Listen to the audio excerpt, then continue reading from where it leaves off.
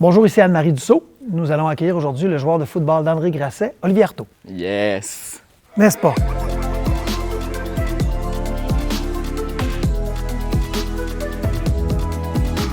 Alors, nous sommes avec le grand Olivier Artaud. Comédien, metteur en scène, il est depuis 2022 le co-directeur général et directeur artistique du Théâtre Le Trident. Il transcende les cadres traditionnels pour offrir des œuvres vibrantes et ancrées dans la modernité, renouvelant ainsi le paysage culturel de la capitale nationale, et nous en sommes fort heureux. Il explore avec audace des zones souvent taboues et, pour ne pas dire même, marginalisées.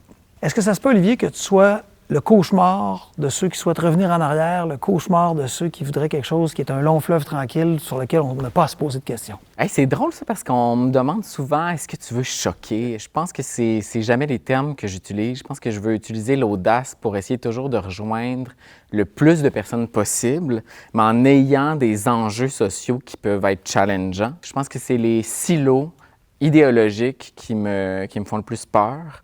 Puis je pense qu'on peut avoir de l'audace tout en étant rassembleur. Pourquoi c'est toi qui est avec moi aujourd'hui? Moi, ça m'a surpris quand même que ce soit toi qui sois invité avec moi. Ben moi, je suis là juste pour le gros chèque. Toi? Non, pas du tout, comme d'habitude. C'est tout à moi qui ont donné. C'est assez hors champ de vouloir investir plus dans la culture actuellement. C'est ainsi, oui. Ouais, c'est pas ce qu'on observe des autres paliers de gouvernement, même ailleurs dans le monde. Les gens ont tendance à retirer leurs billes, ou en tout cas, à la limite, ne pas les augmenter, puis nous, on a fait le choix inverse. C'est peut-être ce qui nous unit, effectivement. C'est certainement pas le football, en tout cas. Ni toi, ni moi, Mais j'en rêve. Je rêve d'aimer le football depuis toujours, hein, mais on ne va pas constituer comme ça. C'est vrai, c'est vrai. Tu as fait de Québec ta pierre d'assise. Oui. Tu aurais pu faire d'autres choix, parce qu'il y a toujours des gens pour dire, bien, ça serait plus facile à Montréal. Pourquoi tu choisis Québec? Bien, c'est Québec qui m'a formé, d'abord. Puis j'ai l'impression qu'à Québec, tout est à bâtir, puis tout est à recréer constamment. J'essaie qu'on soit un lieu toujours plus attrayant en se disant que l'audace existe tout autant ici. Puis est-ce qu'on peut être ceux qui prennent le plus soin de notre public et de nos artistes? Ouais. Mais toi, pourquoi? Pourquoi être maire à Québec? Parce qu'on ne va pas faire Montréal. Parfait, je comprends. Non. Parce que moi, je suis un gars de Québec. La grande, très, très grande majorité de ma vie, je l'ai vécue ici, puis je vais la vivre ici. J'aime profondément cette ville, j'aime les gens. Puis je suis d'accord avec ce que tu dis. Même si on n'est pas né d'hier, il y a encore un potentiel infini. Ouais, ça, c'est vraiment cool.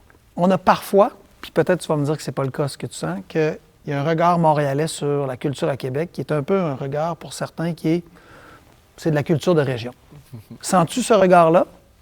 Ont-ils raison? Le regard, toujours. Oui? Toujours. Je sais pas comment décrire ça. Je pense que c'est historique. T'sais, historiquement, les gens de Montréal venaient jouer les grands rôles, puis les gens de Québec jouaient les poignées de porte. Puis cette énergie-là continue de nous occuper, mais je pense qu'on se place aussi dans cette posture-là à s'analyser différemment parce qu'on vient de Québec. Aujourd'hui, je trouve que le regard est vraiment en mutation, puis que soudainement, on pose une lunette vraiment différente parce qu'on voit la sororité, la fraternité derrière ces productions-là.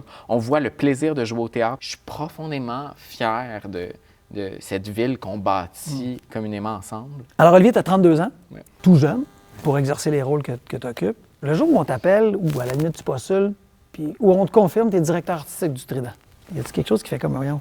Comment je vis ça? Pas de syndrome d'imposteur? Comment t'as vu que ça?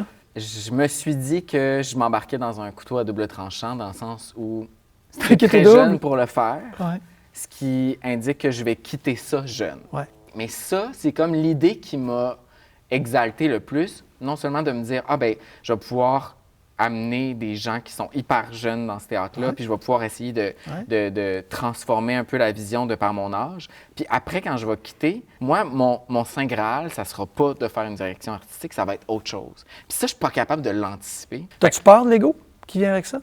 On peut pas être artiste sans ego, là. Ouais. Je pense ça te fait... Qu'est-ce que ça te dit?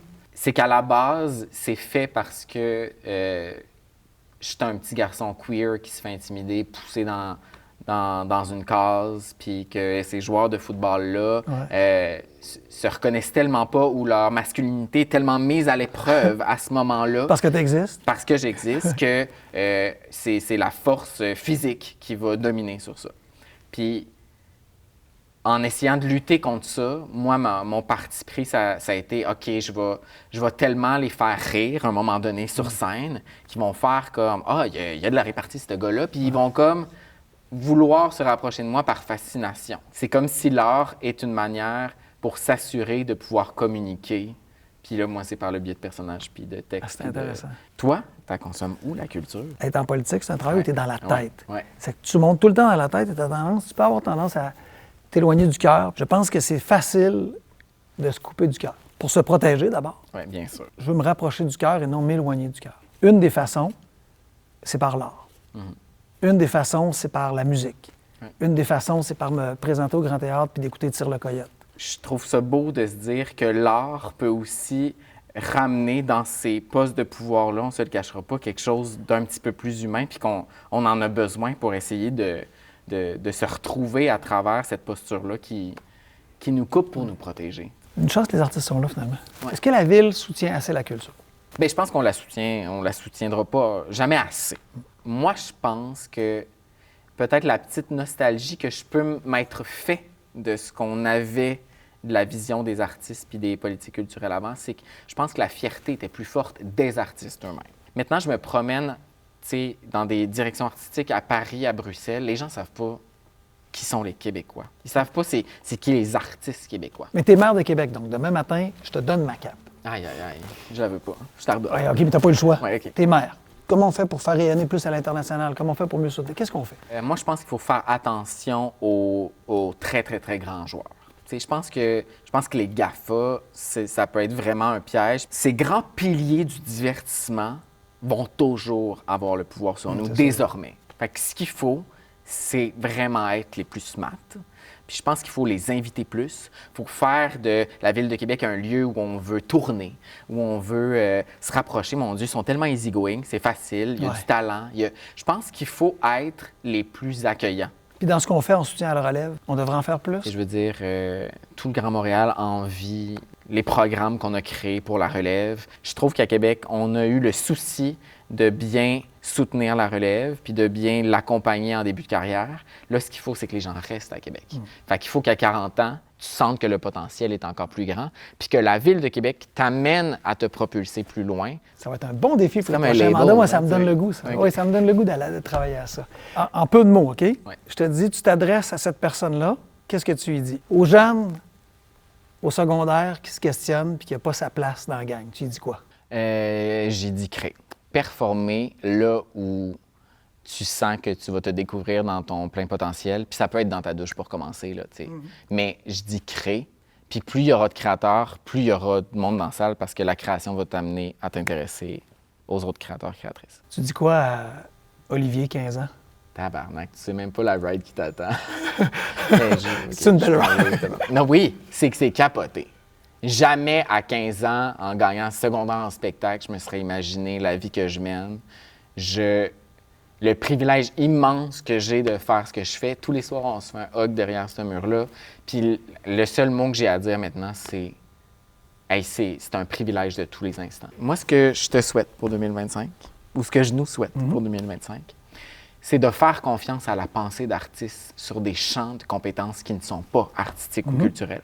Moi, ce que j'aime de cette entrevue-là, c'est qu'il faut jongler avec ton univers qui est politique puis le mien qui est culturel, mais de penser qu'un artiste peut réfléchir l'urbanisme juste en osmose avec ce qu'il ou ce qu'elle est. On peut-tu penser qu'un artiste ne sert pas qu'à créer, puis que cet artiste-là peut être impliqué dans les projets de société, qui n'est pas là à se défendre juste pour avoir son argent, qui est là parce qu'on l'invite, parce que sa création ne regard s'arrête sur pas le monde, à un lieu délimité physiquement. par ce qu'il est. Ouais.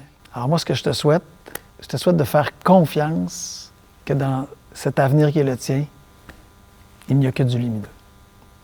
Je te souhaite cette lumière-là, pour moi, elle n'est même pas remise en question, tu l'as déjà. Merci de choisir Québec. Merci d'être le grand Olivier que tu es. Merci, Bruno. Merci. C'était le grand Olivier et la fosse Anne-Marie Dussault.